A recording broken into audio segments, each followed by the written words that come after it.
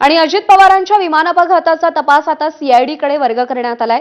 तपासासाठी सीआयडीचे अधिकारी बारामतीमध्ये दाखल होणार आहेत। व्हीआयपींच्या अपघात प्रकरणाचा तपास सीआयडीकडे देण्याची व्यवस्था आहे।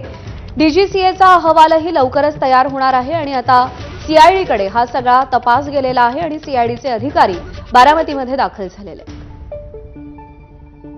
मिकी घई आपले प्रतिनिधी आपल्याला अधिक अपडेट देतील। मिकी, जर आपण बघितलं तर उपमुख्यमंत्री अजित पवार यांचा अपघात ज्या ठिकाणी झालेला होता, आतापर्यंत जर आपण बघितलं तर स्थानिक पोलीस या ठिकाणी तपास करत होते, मात्र आता सीआयडी कडून हा संपूर्ण तपास होणार आहे।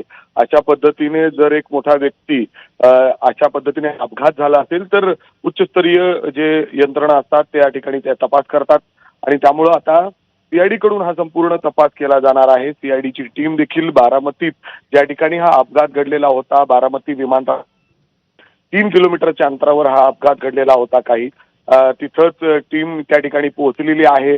संपूर्ण जो हा एरिया आहे तो पुन्हा एकदा कॉर्डन ऑफ करण्यात आलेला आहे आणि पंचनामा पुन्हा एकदा अर्थात आणि सीआयडी कडून तपास केला। सीआयडीची टीम देखील बारामतीत ठिकाणी हा अपघात 3 किलोमीटर हा अपघात घडला होता। तिथंच टीम त्या ठिकाणी पोहोचलेली आहे। संपूर्ण जो हा एरिया आहे तो पुन्हा एकदा कॉर्डन ऑफ करण्यात आलेला आहे आणि पंचनामा पुन्हा एकदा अर्थात सीआयडी कडून देखील केला जाणार आहे आणि पूर्ण कशा पद्धतीने हा विमान लँड करत होता, काय चुका झाल्या, लवकरच काय निष्कर्ष आहे, काय कारण आहे अपघाताचं ते समोर येईल। अर्थातच ब्लॅक बॉक्स देखील समोर आलेला आहे, मात्र आता सीआयडी कडून हा संपूर्ण सखोल तपास या ठिकाणी केला जाणार आहे। मिकी, धन्यवाद दिलेल्या माहितीसाठी।